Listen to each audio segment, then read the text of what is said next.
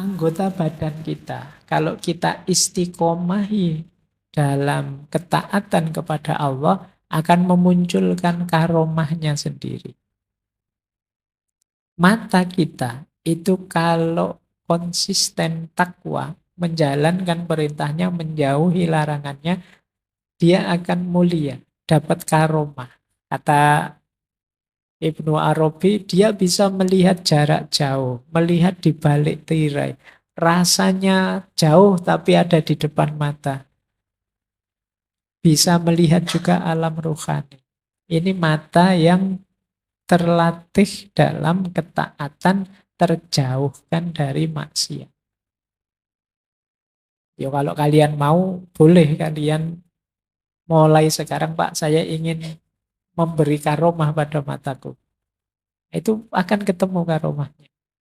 Atau kayak itu kalau di wayang itu kan ada istrinya eh Destarastra itu Raja Hastina itu yang ditutup matanya dan akhirnya punya karomah luar biasa dari mata yang ditutup itu. Jadi anggota tubuh kita manapun yang kita istiqomahkan untuk dekat pada Allah akan keluar karomahnya, kata Ibnu Arabi. Telinga juga begitu. Telinga itu kalau kita istiqomahkan mendengar yang taat-taat dan tidak usah mendengar yang maksiat-maksiat, akan dapat mudah mendapat hidayah pemahaman dari Allah. Kenapa sih kok saya belajar tidak masuk-masuk Pak? Sulit paham, kemungkinan telinga kita sering mendengar yang tidak penting. Sering mendengar yang tidak beres, tidak jelas. Mungkin juga yang maksiat. Mata kita mungkin juga begitu Pak. Mata saya kok tidak sakti-sakti Pak. Ayo kamu tontonannya HP, bukaannya gitu-gitu terus. Kalau keluar, kalau padahal sudah enak-enak, tidak ada apa-apa, yuk kalian keluar yuk cuci mata. Ayo, cuci matamu kan yo melihat yang begitu-begitu. Yo tidak dapat karomah. Lisan juga begitu. Kata Ibnu Arabi, lisan kita kalau terlatih taat, dia dapat berbicara dengan alam. Kita bisa berkomunikasi dengan sekeliling kita. Tidak hanya manusia. Termasuk alam yang lebih tinggi. Termasuk kita mampu menceritakan yang gaib yang akan terjadi. Tangan juga begitu. Tangan ini kalau kita latih untuk kebaikan saja, maka dia misalnya kata Ibnu Arabi bisa mengeluarkan cahaya. Banyak cerita di pertempuran umat Islam zaman dulu itu beberapa hanya menaburkan pasir ke arah musuh dan musuhnya tunggang langgang. Lari ya, bukan malah datang kamu. Kalau kalian kan kebalikannya, kamu nabur pasir dikejar-kejar dipukuli kamu. Ah, tidak karomah wong kita ya. Jadi bahkan ada wali-wali tertentu itu kalau tangannya melambai ke udara terus dibuka ada emasnya, ada perak. Ini karomah. Perut juga begitu. Ayo kita jaga perut kita dari yang haram, kata Ibnu Arabi, maka dia akan menjaga kita pada akhirnya. Ada cerita Syekh Haris Al-Muhasibi itu begitu masuk makanan yang syubhat saja, perutnya langsung mual dan muntah. Jadi pada akhirnya dia menjaga dirinya sendiri. Kelamin juga begitu. Jagalah dari yang tidak beres-beres, tidak penting-penting, yang tidak halal-halal, akan ketemu rahasia kesehatan, rahasia kematian, bahkan kita akan punya kemampuan, kata Syekh Ibnu Arabi, menyembuhkan orang sakit. Kaki juga begitu. Yang tadi melipat bumi, jalan di atas air, jalan di udara, bisa kita dapat. Puncaknya di kolbu. Kolbu kita akan bisa menangkap rahasia ilahiyah, rahasia ketuhanan yang namanya ma'rifat. Oke, ini satu contoh ya ilustrasi bagaimana karomah hadir karena ketaatan. Istiqomah dalam perkataan. Ini yang sering kita sebut konsisten. Tadi bilang apa, sekarang tetap akan bilang itu juga. Karena dia mantep dalam kebenaran. Tidak, apa kalau orang Jawa punya istilah, esok tempe, sore dele. Tadi ngomong apa, sekarang ngomong apa. Sesuai kepentingannya. Tidak, kalau orang istiqomah itu karena dia yakin dengan kebenarannya, tadi begitu, sekarang juga begitu. Jadi sesuai dengan kebenaran yang dia yakini. Dia tidak mencela-mencela hanya karena ada kepentingan. Kalau ada yang kayak gini berarti orang ini tidak istiqomah dengan kebenarannya. Khususnya istiqomah dalam hal perkataan. Misalnya ada orang yang tidak dikenal terus melakukan kejahatan, dia keras sekali. Wah itu jahat, itu salah, itu masuk neraka. Begitu temannya yang melakukan, tidak berani keras lagi. Nah ini berarti tidak istiqomah, tidak tegas. Karena yang melakukan temannya. Yang kedua, istiqomah dalam perbuatan. Ya kalau ini ya yang normal ya, yang tadi mantap melakukan sesuatu pekerjaan. Yang ketiga, istiqomah dalam sikap, teguh dalam sikap. Jadi sikap ini ya mental, situasi batinnya. Awalnya beriman ya untuk selanjutnya memedomani keimanan. Ini namanya teguh dalam sikap batinnya. Yang terakhir istiqomah dalam niat. Jadi kalau sudah niat dikuati terus diistiqomai, dijalankan terus seperti itu. Nah, ini namanya istiqomah dalam niat. Saya niat Pak, bulan ini saya mau rajin ikut ngaji terus misalnya. Ini niat. Besok kok kita jalankan benar, niatnya hidup terus. Ini namanya istiqomah dalam niat. Terus niat ini dikatakan, dibunyikan, Pak saya janji bulan ini ngaji terus. Minggu depan ditanya begitu jawabannya sama. Saya tetap bulan ini ingin ngaji terus Pak. Ini istiqomah dalam perkataan. Kemantapan hati untuk terus ngaji bulan ini namanya istiqomah dalam sikap. Tiap malam Kamis hadir ke sini, ini namanya istiqomah dalam perbuatan. Jadi tidak hanya perbuatan saja. Ini yang tadi saya sebut koheren. Semua unsur diri kita istiqomah.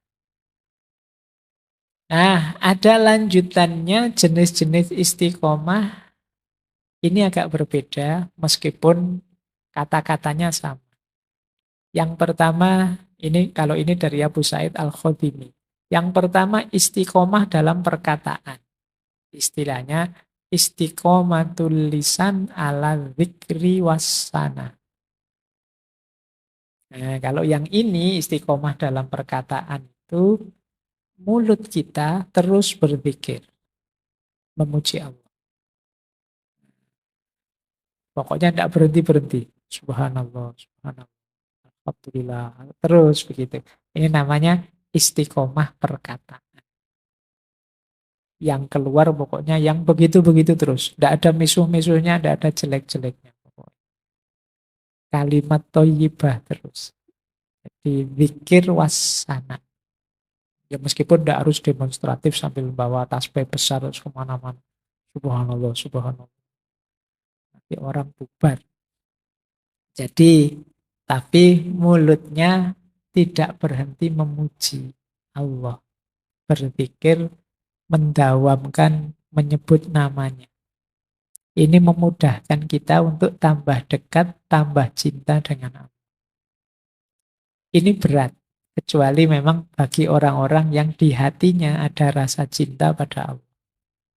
Seperti kalian kalau pas jatuh cinta itu kan, kamu sering menyebut namanya. Jangan-jangan passwordnya Facebookmu juga inisial namanya. Atau tanggal lahirnya. Oke ya, baik. Nah ini jenis pertama. Oke.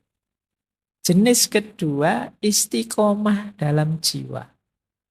Istiqomahnya jiwa, kata Syekh Abu Said, itu jiwa yang penuh rasa taat dan rasa malu. Istiqomatun nafas ala to'ah wal haya.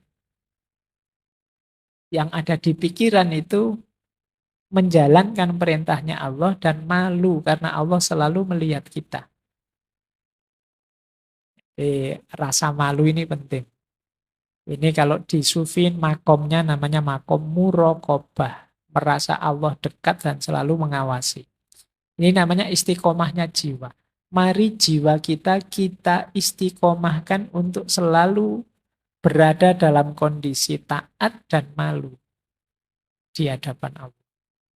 Ini jenis istiqomah kedua. Istiqomah ketiga, istiqomahnya hati. Ini istilahnya adalah istiqomatul qalb alal khauf war roja. Kondisi hati yang takut dan sekaligus berharap pada Allah terus-menerus. Nah, ini namanya istiqomatul qalb. Ada yang keempat, istiqomatur ruh. Istiqomatur ruh ala siddiq was sofa. Ini roh yang senantiasa sibuk dalam kebenaran dan kesucian. Menjauhi segala yang kotor, yang keruh, yang bohong, yang curang, dan lain sebagainya. Ini namanya istiqomatur ruh. Dan paling tinggi istiqomatus sir, yaitu istiqomatus sir ala ta'zim wal wafa. Jadi kondisi jiwa yang senantiasa, sir itu jiwa yang paling dalam, senantiasa mengagungkan Allah dan menepati janjinya pada Allah untuk menomorsatukan Allah dalam kehidupan. Ini namanya istiqomatus sir. Jadi yang paling luar perkataan, masuk sedikit ke jiwa, masuk lagi ke hati, masuk lebih dalam lagi ke ruh, masuk yang paling dalam sir. Jadi ini lapisan-lapisan jiwa kita. Kalau dalam tasawuf. Semuanya perlu karakter istiqomahnya masing-masing. Oke, baik, ini nanti mungkin lain waktu kita jelaskan lebih dalam tentang level-level jiwanya manusia.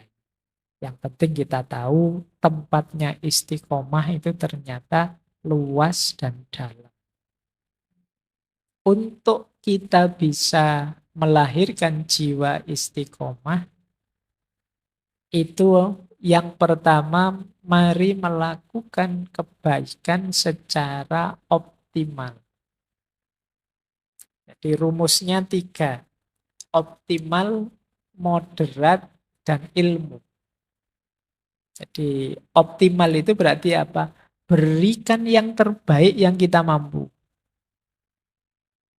Jadi tidak usah tanya, Pak, saya bisanya, pokoknya lakukan sebaik yang kita mampu, itu saja. Mungkin ya belum sempurna, tapi itulah yang bisa kita berikan, yang bisa kita lakukan. Ini namanya optimal. Jadi itu kunci pertama yang membuat jiwa kita bisa istiqomah.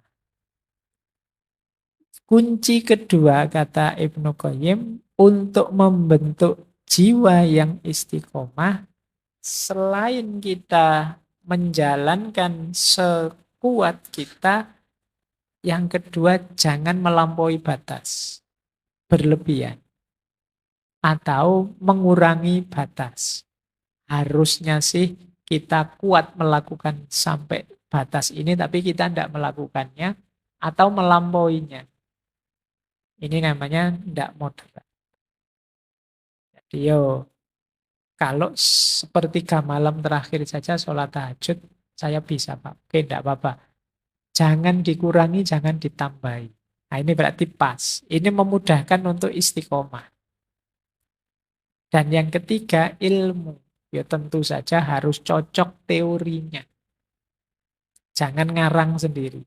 Segala sesuatu ada ilmunya. Jadi membangun jiwa istiqomah itu rumus pertama berikan yang terbaik yang kita bisa. Rumus yang kedua, jangan berlebihan. Dan rumus yang ketiga, belajar terus. Tambah terus ilmunya. Sehingga kita bisa tambah baik, tambah. Lanjut. Nah, ini membangun keistiqomahan. Kalau ini latihannya ya. Yang pertama ada pembiasaan, yang kedua ada perencanaan, yang ketiga ada tipsnya, strateginya. Untuk bisa istiqomah kita perlu membiasakan yang pertama penguasaan diri. Ini tidak gampang sebenarnya penguasaan diri. Kita itu biasanya lebih dikuasai oleh diri kita, bukan kita yang menguasai diri kita. Kita sulit mengontrol nafsu, kita sulit mengontrol ambisi, kita sulit mengontrol keinginan, itu berarti kita tidak mampu menguasai diri. Kita, perintah kita pada diri kita tidak ampuh, itu menunjukkan kita tidak menguasai diri. Wahai diriku, mbok ya kamu itu rajin ngaji. Kok tidak ampuh? Itu berarti kita belum menguasai diri. Wahai diriku, mbok kamu itu jadi orang baik kayak yang di TV-TV itu loh misalnya. Kok tidak jalan? Berarti kita belum menguasai diri. Berarti menyuruh istiqomah pun tidak akan dituruti oleh diri kita. Maka ayo latihan menguasai diri. Jadi sepenuhnya apa yang kita lakukan itu kita yang memerintahkan. Yang kedua sabar. Tidak mungkin orang bisa istiqomah kalau tidak sabar. Segala sesuatu ada prosesnya. Mari kita istiqomahi. Syaratnya istiqomah itu sabar. Diulang-ulang sampai mencapai keutuhannya. Yang ketiga, orang tidak mungkin istiqomah kalau dia tidak punya keberanian untuk memulai. Kalau tidak berani mulai, yo apa yang mau diistiqomai? Mulai saja tidak berani. Yang keempat, tidak menunda. Mungkin ini penyakit kita ya kadang-kadang. Tahu sih ini penting, ini baik. Nanti dulu lah Pak. Nanti loh Pak setelah UAS ini loh Pak saya mau istiqomah. Nanti UAS-nya datang, selesai UAS, sebentar lah Pak, liburan dulu. Maksud ya langsungan begitu. Ya kan ada jedanya sebentar lah. Nanti liburannya habis, ini ada tugas lagi ya Pak, saya harus sibuk ini lagi. Nanti lah Pak kalau tugasnya selesai. Terus bulan puasa, wah sudah puasa ya Pak, nanti lah ini puasa-puasa kan berat Pak, nambah-nambah amal puasa saja sudah berat. Nanti Idul Fitri juga begitu, wah ini masih syukuran Pak, Idul Fitri, masa enggak toleran Pak, yo nanti lah Pak. Jadi enggak mulai-mulai kamu cari alasan terus, menunda-nunda, enggak jadi istiqomah. Oh, alasan itu yo bisa saja kok dicari. Kalau kamu memang tidak mau. Kalau kamu memang mau, bisa juga cari alasannya. Maka kalau bisa ya jangan ditunda. Yang kelima, optimis. Optimislah bahwa kamu akan berhasil dalam istiqomah. Kalau kamu pesimis, tidak ada gunanya. Terus rencanakan. Untuk merencanakan yang pertama kamu harus tahu ilmunya. Belajar. Jangan ngawur merencanakannya. Saya mau mengistiqomai ini, mengistiqomai itu, ya harus tahu ilmunya, apa yang harus diistiqomai. Yang kedua, dalam perencanaan targetkan hal-hal yang memang realistis untuk kapasitas kita. Jangan membaca cerita-ceritanya para sufi. Syekh sufi ini setiap hari sholat 2000 rakaat misalnya. Wah, saya pengen kayak gini Pak Ais. Tidak mungkin lah, itu prek sudah kalau kalian. Yang realistis saja lah, levelmu lah, levelmu. Istiqomah yang mungkin saja. Terus percaya diri bahwa kamu mampu, ini penting. Kalau kamu tidak pede, tidak jalan. Bikin schedule. Bikin reminder, pengingat. Sekarang banyak fasilitas pengingat, mungkin HP-mu, mungkin arlojimu, mungkin temanmu, dan lain sebagainya. Reminders. Ini untuk merencanakan. Kalau sudah, ada beberapa tips yang penting. Yang pertama apa? Gunakan motivational tool. Apa saja yang membuatmu lebih mudah mengistiqomahi sesuatu. Pak, saya tertolong dengan HP ini sehingga saya tidak terlalu banyak terpengaruh oleh teman saya yang toksik. Nah, misalnya ini ayo sediakan kalau gitu. Jadi motif apa alat-alat pendukungnya. Mungkin butuh tempat kos yang tenang, mungkin butuh warung yang murah, mungkin butuh apa? Cari yang mendukung. Yang kedua, self reward. Boleh kamu memberi imbalan dirimu. Kalau sukses istiqomah. Alhamdulillah Pak, 1 bulan ini saya bisa mengistiqomahi setiap hari ngaji 1 juz. Sekarang hadiahnya boleh beli di restoran yang paling mahal yang bisa saya jangkau makannya. Misalnya ini self reward namanya. Boleh kalian menghadiahi dirimu. Tidak usah nunggu dihadiahi orang, tidak mungkin lah. Hadiahi dirimu sendiri. Wong kamu ulang tahun aja ya tidak ada yang mengucapkan. Wis hadiahi dirimu sendiri saja. Alhamdulillah saya sukses ini. Rewardnya adalah ini untuk dirimu. Syukur-syukur rewardnya yang lebih menguatkan istiqomah. Terus strategi lagi lanjutkan. Meskipun kadang khilaf. Rencananya sih 1 bulan ini ngaji 1 juz setiap hari. Kok ya bolong hari ini? Tidak apa-apa. Bolong sekali tidak apa-apa. Lanjutkan lagi. Tapi jangan dibiasakan. Oh bolong tidak apa-apa ya Pak. Besok bolong lagi. Ya tidak begitu.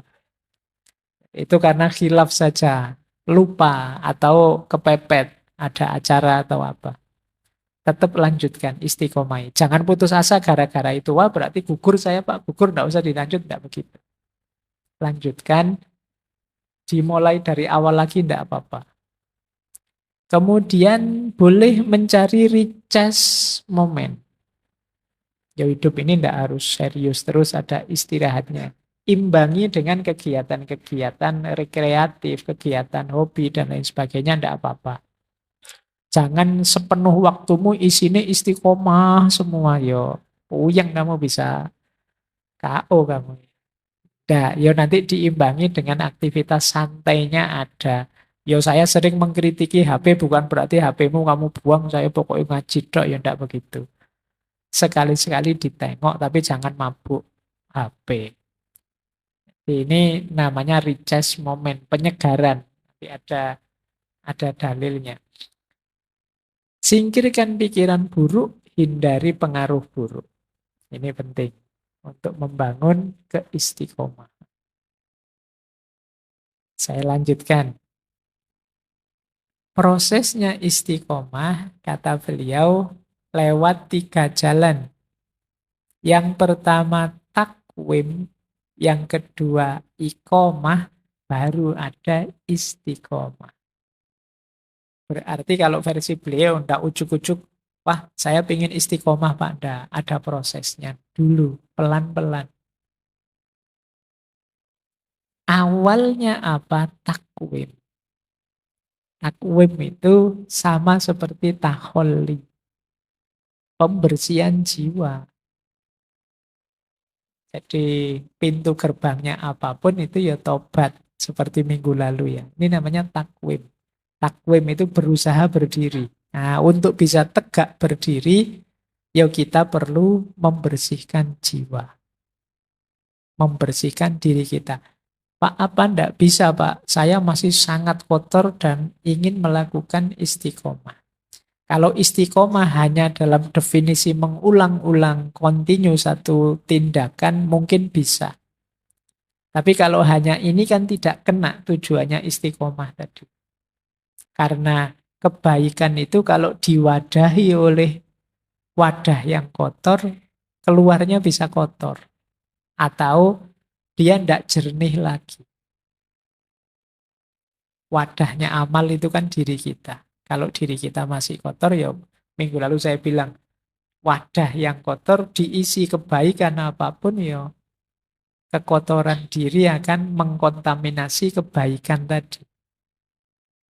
Jadi proses pertama takwim dulu. Jadi perjuangan pembersihan diri ini nanti jadi kunci di kebaikan apapun.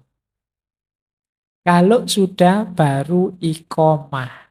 Ini mirip seperti tahalli. Kita isi dengan kebaikan-kebaikan. Menegakkan kebenaran itu iqomah. Dan ulang-ulang terus sampai menjelma istiqomah. Ini 3 proses utama yang penting kita jalankan saat istiqomah. Bersihkan diri, isi dengan kebaikan, istiqomah kebaikan itu. Tidak bisa ujuk-ujuk, saya pingin istiqomah Pak, sekarang langsung. Tidak. Ada prosedurnya pelan-pelan. Jangan sampai kita mengistiqomahi keburukan, kekeruhan, kekotoran. Jadi ini tips dari Syekh Ali At-Taqo. Karomah itu perbuatan luar biasa yang diberikan kepada walinya Allah. Ciri-cirinya wali itu apa sih? Saya ambilkan dari Hilyatul Auliya, Syekh Abu Nu'aim al-Isfahani.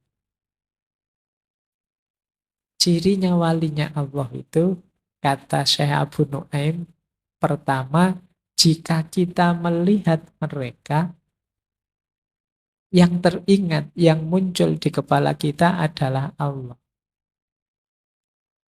Jadi ini ada hadis riwayat Ibnu Abi Dunya. Suatu ketika Rasulullah ditanya, siapa sih wali-wali Allah itu? Beliau bersabda, wali Allah adalah orang yang jika dilihat dapat mengingatkan kita kepada Allah.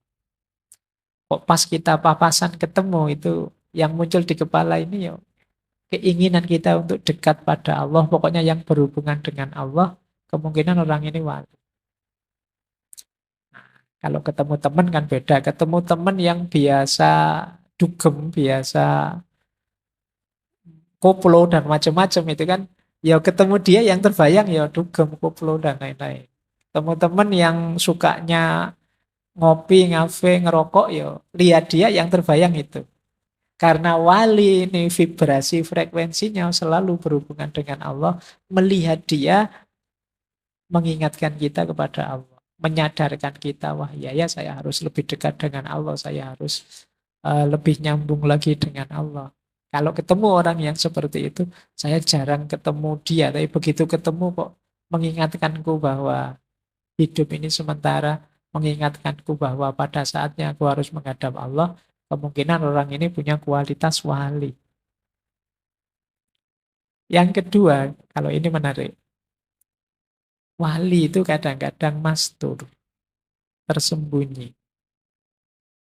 Kalau dia hadir, ini orang sadar, orang ini orang pintar, orang ini orang luar biasa, orang ini layak dihormati. Tapi begitu dia tidak ada orang nyari. Nah ini ciri-cirinya wali yang mastur. Jadi ada hadisnya, itu riwayat Nasa'i. Jadi satu ketika Abdullah bin Umar bin Khattab, Rasul berkata pada suatu ketika Umar mendatangi Mu'adz bin Jabal yang Mu'adz ini sedang menangis. Terus Umar bin Khattab tanya, apa yang menyebabkan engkau menangis wahai Mu'adz? Mu'adz menjawab, aku pernah mendengar Rasulullah bersabda, orang-orang yang paling dicintai Allah adalah mereka yang bertakwa, yang suka menyembunyikan diri, jika mereka tidak ada yang mencarinya, dan jika mereka hadir, maka mereka tidak dikenal. Mereka adalah para imam petunjuk dan para pelita ilmu. Ini kekasih-kekasihnya Allah yang tersembunyi, yang mastur. yang dicintai Allah. Yang karena adanya mereka ini mungkin kita masih bisa nyaman hari ini, masih bisa ketawa-ketawa, masih bisa santai. Kalau mereka sudah tidak ada semua, mungkin ya tidak lama lagi dunia ini akan hancur. Nah ini ciri kedua katanya Syekh Abu Nuaim. Orang-orang yang sebenarnya luar biasa kalau pas kita bertemu mereka. Tapi begitu mereka tidak ada, kita tidak nyari-nyari. Karena kita sibuk dengan urusan kita sendiri yang tidak penting. Nah, ini yang sering jadi musuhnya orang yang mau istiqomah. Bosan. Ngaji ini mungkin teman-teman yang sudah mati-matian mengistiqomahi banyak yang bosan. Bosan Pak ya ngajinya kayak gini-gini terus. Mungkin kamu sering diserang rasa bosan. Lawan rasa bosan itu kalau kamu yakin yang kamu lakukan kebaikan. Gimana caranya melawan rasa bosan? Pahami objek yang kamu bosani itu dari perspektif yang berbeda. Bosan saya Pak, temanku ini saja terus tidak punya teman yang lain. Yo, kamu pahami temanmu dari perspektif yang berbeda, nanti bosanmu hilang. Kamu bosan karena kamu lihat temanmu dari sudut pandang itu terus selama ini. Nah, kebaikan juga begitu. Kamu ulang-ulang terus, yo mungkin kamu bosan ngaji ini tadi. Misalnya kamu bosan, mungkin karena kamu lihat materinya. Bosan Pak materinya gitu terus, yo sekali-sekali jangan lihat materinya. Lihat temanmu yang hadir di sebelah-sebelahmu itu mungkin kamu semangat ngaji lagi. Atau lihat kopinya lah, kopinya ya. Atau lihat takmirnya, atau lihat apanya. Itu kan bisa penyegaran, kamu tidak bosan lagi. Kamu nonton sini terus kan bosan, yo. Sekali-sekali nonton ke sana, yang sana nonton ke sini kan lebih seger. Nah itu ganti perspektif namanya. Kuliah misalnya bosan Pak, ketemu dosen itu lagi 4 tahun loh Pak. Ya salahmu sendiri kamu fokus ke situ terus. Wong yang lain juga masih banyak yang enak dilihat selain dosennya. Jadi ini namanya ganti sudut pandang. Tapi jalan terus yang diistiqomai. Meskipun dengan perspektif yang baru. Imbangi dengan me time. Tadi ya. Olahraga, rekreasi, hobi, tidak apa-apa. Ya jangan serius terus. Untuk mengurangi bosen, enak kalau ada teman yang bisa berbagi, mungkin minatnya sama, yang diistiqomahi sama. Nah, ini lebih meringankan dalam kebosanan. Coba ngaji ini 1 banding 1, yang ikut ngaji 1 sama saya saja, itu mungkin dia kalau sudah bosen mungkin dia mungkin tidak datang lagi. Tapi kalau banyak teman gini kan enak saling curhat, saling ngomong. Kamu bosen ya? Iya saya bosen. Tapi kan sebenarnya kita tidak boleh ya bosen kayak gini. Iya ya, yuk ayo. Lalu kan enak. Kalau ada teman enak, kamu bisa saling membantu, saling menguatkan. Terus mengistiqomahi hal-hal positif agama ya lebih enak lagi kalau kita berkumpul dengan orang-orang di frekuensi yang mendukung. Makanya istilahnya berkumpul dengan orang-orang soleh. Frekuensinya sangat mendukung istiqomah kita. Dan tentu saja ayo menjaga dari pengaruh yang mengeruhkan. Jadi hal-hal yang negatif yang menghalangi istiqomah. Terakhir tentu saja berdoa. Ini yang bisa mengatasi rasa bosan kita. Ini contoh doa ya, ini doanya Aulia dulu pernah kita bahas, Syekh Hasan Al-Basri. Ini doa dari beliau meminta istiqomah. Allahumma anta Rabbuna farzuqnal istiqomah. Ya Allah, Engkau Tuhan kami, maka berilah kami rezeki dalam bentuk istiqomah. Nah, ini kalau wali ya yang diminta ini. Kalau kalian kan minta nilai, minta kaya, minta jodoh. Kalau ulama mintanya istiqomah. Karena beliau tahu pentingnya istiqomah. Maka meminta istiqomah. Tentu saja bertakwa pada Allah. Jadi kalau ada yang bilang, Pak, katanya wali-wali itu sudah tidak menjalankan syariat lagi. Yaitu sebut saja hoax. Para wali itu justru paling gemar ibadah. Orang biasa mungkin yang wajib, yang sunnah-sunnah, mereka nambah sak pol-pole. Sholat dalam sehari bisa ratusan rakaat. Tidak mungkin mereka, wong yang sunnah dijalankan sebanyak mungkin, apalagi yang wajib. Karena memang cirinya wali itu takwa. Terus saling menyayangi. Wali itu pasti penyayang. Bukan pemarah, bukan perusak. Kemudian mereka ini selalu sabar warok. Warok itu mampu mengendalikan diri dan budi pekertinya baik. Ada lagi ciri yang menarik, wali itu dialah yang menyelamatkan kita dari bencana dan biasanya karena mereka kita terhindar dari bencana. Misalnya ada wali kok naik pesawat misalnya, ini kan dia disayangi Allah. Harusnya pesawat ini jatuh, hancur, mati semua penumpangnya, tapi karena Allah sayang dengan satu orang ini, ya mungkin pesawatnya tidak jadi jatuh.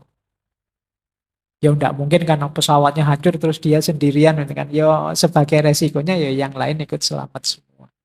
Karena adanya ini. Jadi dunia ini juga begitu, karena adanya mereka ini tidak jadi hancur semuanya. Jadi merekalah penangkal bencana, penolak bala. Selama masih ada mereka, ya karena masih ada kekasihnya di antara kita, ya Allah bisa menunda kemurkaannya pada kita. Ya, ilustrasinya seperti orang naik kereta atau naik pesawat tadi. Ketika Allah ingin menyelamatkan kekasihnya yang ada di pesawat, kan tidak mungkin terus pesawatnya hancur luar biasa, terus hanya tinggal dia sendiri. Ya, resikonya ya satu pesawat selamat semua. Nah ini kata Syekh Abu Nuaim, mereka ini menghindarkan dari bencana. Terus hatinya selalu terkait kepada Allah. Kalau ini pasti ya. Kedekatan, keterkaitan pada Allah. Kalau malam mereka bangun, bermunajat. Ada banyak sekali cerita-cerita tentang sufi, profesinya apapun, aktivitasnya apapun, bisa dipastikan kalau malam sibuk berdua dengan Allah. Ini para sufi. Ya kayak kalian kalau malam kan mesti bangun, tapi kan tidak berhubungan dengan Allah bangun. Ya ngopi lah, nonton bal-balan lah, apalah. Tapi para sufi itu malam pasti bangun, bisa dipastikan. Karena memang dia ingin berdua saja dengan Allah. Bandingkan dengan kita. Karena hati kita tidak terikat dengan Allah, malam bangun pun kita tidak ingin menyapa Allah. Ada enggak di sini yang saya enggak bisa tidur Pak tadi malam. Sampai subuh saya cuma kedap-kedip melek saja di atas kasur. Mbok kamu sholat-sholat kayak ngaji kayak atau apa kayak ya enggak ya pokoknya kedap-kedip aja sampai subuh. Padahal sudah melek itu. Kalau ketiduran sih mending itu sudah melek. Itu pun kamu enggak ingat untuk asik bersama Allah. Kalau mereka para wali ini ya memang kecintaannya Allah. Jadi nyari momen untuk bisa berdua. Kalau sudah cinta itu kan ya waktu asik akan dimanfaatkan sepenuhnya. Berdua dengan yang dicintai. Terus ya suka menangis saat mengingat Allah. Jadi ketika ingat betapa selama ini mungkin aku banyak melalaikan amanatmu ya Allah, betapa aku masih asyik dengan dosa dan maksiatku ya Allah, betapa dan seterusnya. Biasanya nangis, masih mudah menangis. Berbahagialah kalau teman-teman ada yang masih mudah menangis saat ingat Allah.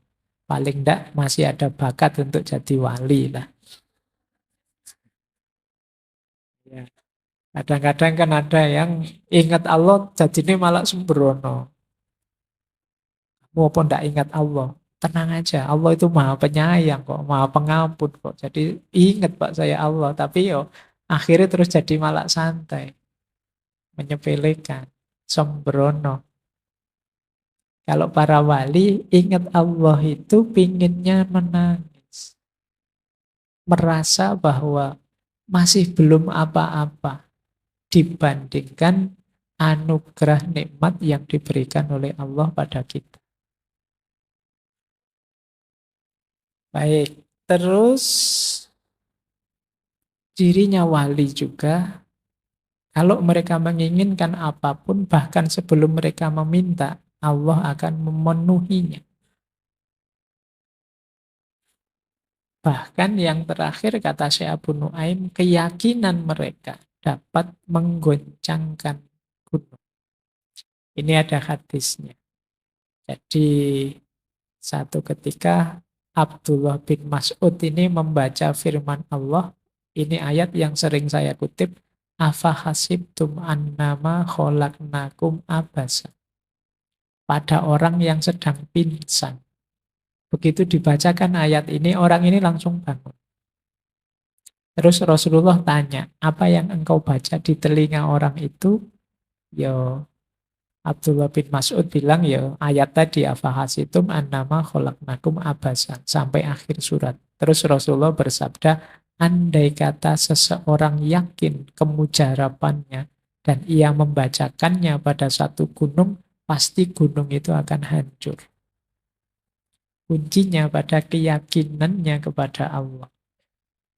Ya wali itu setiap detik hidupnya yakin sepenuhnya pada Allah. Orang yang seperti ini pasti tidak akan dibuat malu oleh Allah. Begitu dia menyebut apa, ingin apa, Allah tahu yang terbersit di hatinya dan pasti dikabulkan. Sunan Bonang ketika menguji Sunan Kalijogo yang masih belum tobat, dia cuma menunjuk buah kelengkeng terus jadi emas. Dan Allah tahu yang dimaksud diinginkan oleh Sunan Bonang dituruti, kelengkeng pun jadi emas. Begitu dipanjat oleh Sunan Kalijogo, yang balik jadi kelengkeng lagi. Ini karomah. Nah, itu yang tidak percaya terus bilang, itu khurafat aja Pak. Wong memang karomah, ya mesti saja luar biasa. Tidak masuk akal itu Pak. Ya kalau masuk akal namanya biasa. Ini khawarikul adah memang. Dengan kejadian luar biasa itu kan terus Sunan Kalijogo, Raden Said jadi tobat. Baik, jadi ini karomahnya para wali. Jadi mereka ini yang terbersit di pikiran ya otomatis terwujud. Karena sangat dekat dan sangat cintanya pada Allah. Keinginan yang dicintai itu kan pasti dikabulkan. Kalau kalian punya pasangan yang sangat kalian cintai, itu kan dia minta apapun, kadang-kadang dia belum bilang, kamu penuhi dulu, kamu tahu keinginannya apa. Itu kita yang terbatas. Loh yang mencintai kita itu, kalau para wali kan Allah yang maha kuasa, maha segalanya, tak terbatas. Jadi begitu menginginkan, ya saat itu juga terwujud. Nah ini tanda-tanda wali Allah, kata Syekh Abu Nuaim. Ya meskipun mereka punya ciri begini, ndak kok terus ugal-ugalan. Nyoba, wah saya pengen ini Pak, tiba-tiba ding datang, saya pengen ini. Ya ndak begitu. Kamu membayangkannya kayak lampu Aladin gitu nanti. Ya, justru yang paling mereka inginkan, membuat mereka bahagia adalah kedekatan dengan Allah. Baik, kita lanjutkan.